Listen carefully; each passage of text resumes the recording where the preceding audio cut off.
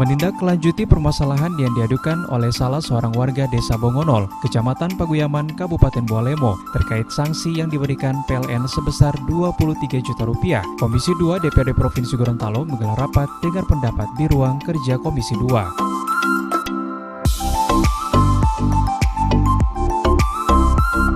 Rapat dengar pendapat tersebut dipimpin langsung oleh Ketua Komisi S. Pintuli dan turut dihadiri anggota lainnya, masing-masing Fadli Hasan, Nasir Majid, Arifin Ali, Usman Rajak, Indriani Dunda, serta Arifin Jakani.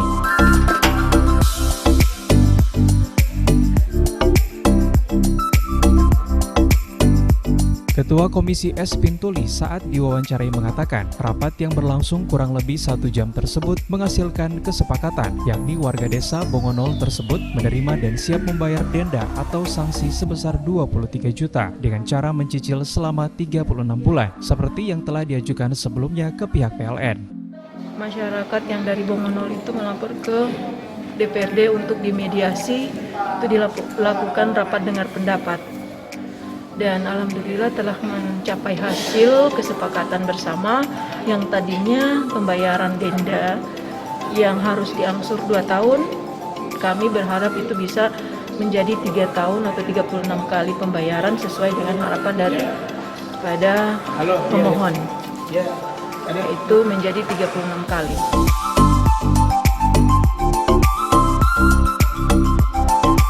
Sebelumnya kejadian ini bermula saat warga Bongonol tersebut menggelar acara kedukaan dan menyambungkan langsung instalasi miliknya dari kabel SR sebelum KWH meter. Namun aksinya tersebut kemudian diketahui oleh PLN yang saat itu melakukan operasi sehingga akhirnya dirinya dikenakan sanksi oleh PLN.